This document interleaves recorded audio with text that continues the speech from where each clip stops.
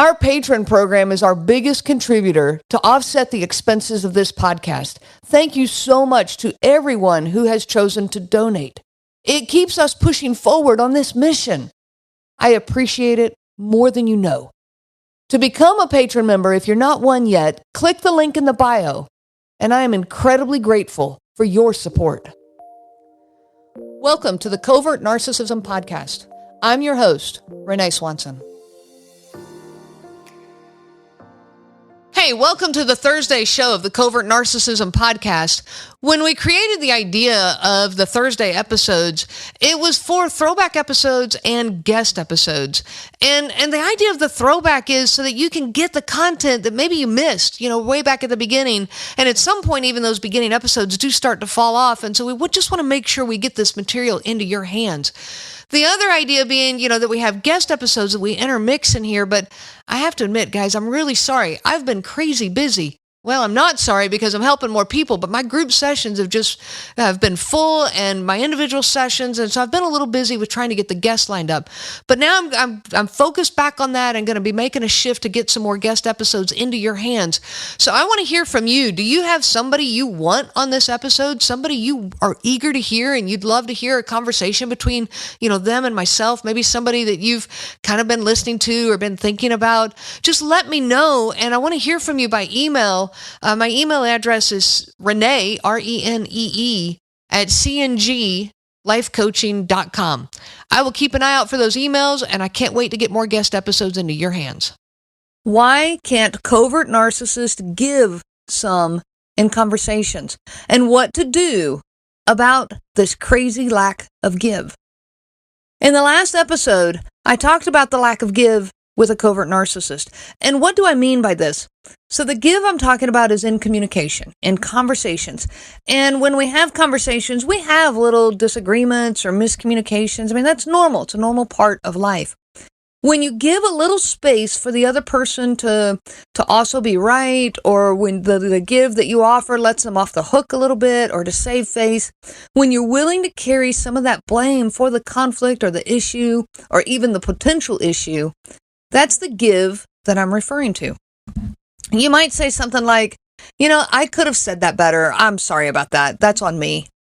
Or you might say, well, you probably didn't mean it that way and I just misunderstood, my bad. These are the kind of things I'm talking about where you just kind of let all the air out of the conversation. You let all the frustration kind of let it go. You allow that other person to relax some and drop their guard back down, and then the conversation can go forward. You can build trust this way with the person you're talking to. But covert narcissists cannot do that. They have an extreme inability to offer give, and that give is so necessary in relationships. So why is this, and what in the world do we do about it? I'm Renee Swanson, your host in the Covert Narcissism Podcast. So why do they have this extreme lack of give? All right, one thing you must realize is that the way a covert narcissist interacts with you is not about you. Now, let me say that again. It's not about you. I want you to think for a minute about your own situation.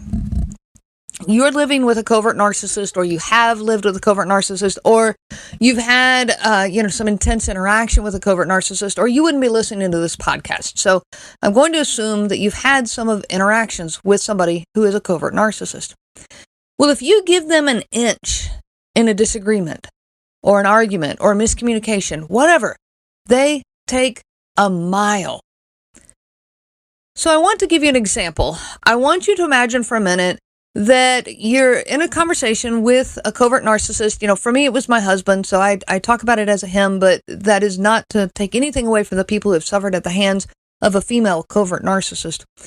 But imagine for a minute that you're just disagreeing about a comment that he had made the day before. He had hurt your feelings with a remark, and you decide to address it. So the comment that was made might be something like, "You're a terrible mom." And it was just said in the heat of the moment, and when things were intense, and it's nagging at you, and it's hurt you, and you want to address it because you want to clear the air, and you want to improve your relationship with this person. So you bring it up, the next day because you really want to fix this. And so you say, hey, it really hurt me when you said yesterday that I'm a terrible mom. Well, gaslighting, if you haven't read about that yet, please do. And we'll talk about it, in more of these episodes. But gaslighting kicks in. One of the covert narcissist's main goals in life is to take absolutely no responsibility for anything at all. And this is where gaslighting comes in. So you might say, hey, it really hurt me yesterday when you said I'm a terrible mom. And before you can even say anything else, you might want to then follow that up, and you're starting to get started on this conversation. But before you can say anything else, he jumps in and says, I never said that. That's not what I said. Well, okay, you've made absolutely no progress in kind of explaining to him what you were going to talk to him about. And instead you're going, well, yes, you did. When we were talking about our son and this happened, and you kind of explained the situation, now you're, approaching it as though you're trying to jog his memory. And he's going, I didn't say that. I would never say that about you. I don't agree with it, so why would I ever say it? And you go around and around and around. This is that circle conversation that I've talked about in previous episodes. Well, you now realizing that you are not getting anywhere. Nowhere. And you just want to move forward. You just want to start making some forward progress in your relationship and in your communication with him. So you give a little. That give sounds something like, okay, well, maybe you didn't say it quite like that then. And again, before you can even go further with that sentence, he pounces on that. Well, you never listen to me anyways. You always get my words all mixed up. You really should work on that because it makes it so hard to be in a relationship with you. And he storms off. That tiny amount of give that you offered out there, that little olive branch of peace that you offered, and he pounces on it and drives a nail into your heart. This is what it's like living with a covert narcissist. Even the smallest amount of give is used against you. You give, you say, okay, I may have said it that way. They pounce. And they say, I know you said it that way. You may give a little and say something like, I can see how you might have felt that way. And they pounce. Of course I felt that way. Anyone would. You made me feel that way. You could give a little by saying, well, I really don't remember putting that there, but maybe I did. And they pounce. You have such a terrible memory anyways. This is what I'm talking about. And over time, you simply learn that it is not safe to give in any of these conversations. The tiniest amount turns into an attack so quickly. Anything and everything you say can and will be used against you. Well, this is what the covert narcissist experienced in their childhood. They experienced this in the childhood under a parent or a significant person in their life. And they learned this as a child with someone that they trusted. I've worked with thousands of victims of covert narcissistic abuse. And I add to that even my own situation. And it seems consistent that when they were growing up, they did not have the freedom to offer give to the other person. For my husband, it was his father. It was his dad that gave him absolutely no room for give. If my husband gave an inch, his father pounced on him and drove it into the ground. If he said something like, in a heated moment where maybe they're disagreeing, and he says, my husband would say something like, maybe I'm not remembering this right, Dad. Well, this is a child offering give into that communication, which is not the child's job, by the way. This is the parent's job to be able to demonstrate how we give in communication, how we build good relationship skills. Anyways, the child is offering this. Well, the father attacks. You have such a bad memory. How can you possibly be my kid? This child has now learned that give is not safe. If he gives any sign of, you're right, Dad, then it's all over. My father-in-law would pounce on that over and over and over. He was always right, and his child was always wrong. Well, thinking about your current situation and how that affects you and how you've learned not to give, now think about this with a child. This is a child. This is how that covert narcissist of yours grew up. And that overbearing mother or father pounced on any give that they offered, so they learned that give was never safe. You have learned that give is not safe with a covert narcissist. They learned this as a child. I'm not making excuses for them. I'm trying to better understand what's going on. Also want to better understand how to prevent this in our own children as they are growing up. So they build all these layers of defense around themselves, even to the point that give no longer even exists, which is why it's so hard to get a covert narcissist or even just an overt narcissist, all these different kinds of narcissists, to change, because they learned some of these defenses and some of these ways of treating people from such a young age. For them, give equals attack. Their lack of give has nothing to do with you. Their way of interacting with you now has nothing to do with you. It has to do with how they learned, something they learned as a child. They learned that it was not safe, and when you learn that as a child, it sticks with you. Think about the phobias that people have, the phobias and fears that people have.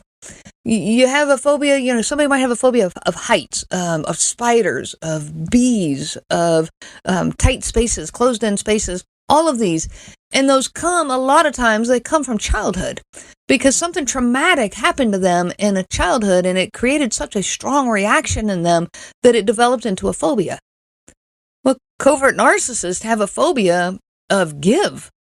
The Mayo Clinic says that specific phobias are an overwhelming and unreasonable fear of objects or situations that pose no real danger, but provoke anxiety and avoidance. The covert narcissist will avoid give at all cost, including the destruction of those around them, even the destruction of those that they say that they love. A certain thing or situation triggers a strong fear reaction. Think of this child who just got pounced on by his father. It creates this strong fear reaction inside him. There's a part of the brain called the amygdala, and that amygdala warns the person by triggering a fear reaction then in them, and every time he or she encounters that same type of situation, that fear reaction kicks into gear. Fears and phobias develop when one experiences a particularly frightening experience, and especially if they have no control over the situation. So maybe we do need a new word. It's a new word that fits with phobia of give. Phobias are real. They are real. They are a real reaction to something, even if they are not logical. And people will often say, I'm afraid of heights. I know it's not logical, but I'm afraid of heights it's because of something that happened way back in their past. And it's not logical, but it is absolutely real. So how do you heal from this? How do you, as now the victim of a covert narcissistic abuse, how do you process this? How do you heal from all these attacks that you have experienced on the times you have given into that relationship? I'm going to tell you a couple here, and we're going to dive into more in future episodes. So I hope you'll hit that follow button, hit that subscribe button, and stay with me on this journey. So one way is you have to accept that they are never going to accept your perspective. We often end up staying in the conversations with the covert narcissist, those circular conversations, due to our own desire to help them to see our perspective, our side of things. We so badly want that middle ground, that reconciliation, and so we will stay. Yet no matter how good we get at explaining our viewpoint, that covert narcissist is never going to see anything our way. They are determined not to. In fact, it's their goal. So even if they do kind of see it your way, they won't. They can't. Because it would mean they have to give. And this is simply not safe territory for them. No matter how irrational, like I was saying, a phobia is, it's still very real. So no matter how irrational this may seem, what they are experiencing inside of themselves is very real. They cannot give in those interactions with you. Understand, this has nothing to do with you. A phobia of spiders has nothing to do with the spider that is currently in front of that person. That phobia comes from somewhere in their past. That current spider that's sitting in front of them had nothing to do with it. A phobia of heights has nothing to do with that person who is currently standing, on a bridge or where they are currently standing. It has to do with the person. It doesn't have to do with the bridge that they're currently standing on. The phobia comes from somewhere in their past. The covert narcissist phobia of give has nothing to do with you and your current interactions with them. It comes from their past. So to begin your own healing process, you have to accept these two things. One is they are never going to accept your perspective. And the other is that this has nothing to do with you, your choice of words, what you did or didn't do, what you did or didn't say. None of that will ever change this. Now, I am going to close this by giving you one tactic that you can do when you have to interact with them. I recognize that sometimes we have to interact with that covert narcissist that's in our life. If you're married to them, you still have to interact with them. If you're parenting with them, counter-parenting with them, you're still going to have interactions with that person. And some of those can be extremely uncomfortable. So one thing I want to tell you, it's a tactic that I love, and it works quite well in a lot of situations. Narcissists cannot stand for you to be right about anything. They cannot give you that. That's a give that definitely crosses that line. If they allow you to be right about something, then they figure they're going to get pounced on. Those memories come back, all the triggers come back. They're going to be pounced on like that parent and that adult that was in their life in their past. And so they cannot give you that room to be right. And no matter what, they will find a way to disagree with you. They will disagree with you on the smallest things sometimes, but it's just because they cannot allow you to be right. They have to put you on the defense, and that allows them to maintain their superior position, their power, their control, knowing that they are safe from that attack. So, if you have something that you have to discuss with them, and you know that it's very likely to get heated or extremely uncomfortable, here's an idea. Before you ever begin that conversation with him, tell him something like, now, I know that you're going to get upset about this, or I know that this is going to make you mad, or I know that, you're going to overreact to this, but I have to tell you this. And then tell him what it is that you need to tell them. Well, now you've put them in kind of like a trap almost. They're in a quandary. They cannot get mad. They cannot get upset. They cannot overreact, because if they do, then they are proving you right. And a covert narcissist cannot do that. They don't want you to ever be right. So they will keep their cool just to keep you from being right. Well, great. That works out pretty well. At the end, they might even say something like, well, see, I didn't react to that, so you were wrong. Well, who cares? Great. So I'm wrong. They're right. Great. I got what I wanted. What I wanted was to be able to tell you this information and not have you blow up at me. Now, you don't have to even point that out to them. When they say, see, I didn't react to that, you were wrong. Then just say, hey, okay, you're right. Thanks. And move on. Let it go. Let them be right. What do you care? You got what you wanted. Yes, they think that they're right and you're wrong. And I understand that, that kind of hurts. But don't they already think that anyways? The covert narcissist thinks that they're right and you're wrong already. And so if they just found another way to think that they're right and you're wrong, nothing really changed. It's no different than how they already thought. So you didn't lose anything here. But you did get what you were after. I want to be very clear about something here. I am not making excuses for any covert narcissist. I'm not telling you to feel sorry for them because they experienced all this in childhood. We all had some tough things in our childhood. I'm not telling you to stay with them in order to help them or anything like that. Covert narcissists are incredibly dangerous to your spirit, your soul, and your very being. I make no excuses for them. They have a responsibility to try to become a better person just like you do. They have a responsibility to bring a healthy person to the relationship just like you do. It is not your job to fix them or to save them. That's on them.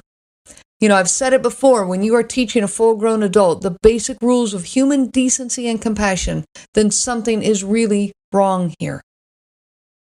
But I have found that getting a better understanding of what is going on helps the victims to better identify the abuse, to not feel so crazy, and to not feel alone, and to no longer think that the problem might be themselves. I do firmly believe that when we get a better understanding of how covert narcissism develops in childhood, that we then can better help our own kids to not become this. So I give you a better understanding of covert narcissism in order to help you as a victim to heal and to recover, and to help you as a parent to guide your children. I have several episodes that are coming up that focus specifically on how to help our kids, as well as episodes on how to focus on our own healing. So I look forward to those episodes. I thank you again for joining us, and I wish you much peace on your journey of healing. You have been listening to the Covert Narcissism Podcast with your host, Renee Swanson. Be sure to check out our website at www.covertnarcissism.com. There you will find many resources just for you to help you on this journey. You can also reach out to me by email at Renee, RENEE, at cnglifecoaching.com. Those letters are CNG, as in Covert Narcissism Group. I do look forward to hearing from you. I wish you so much peace on your journey of healing.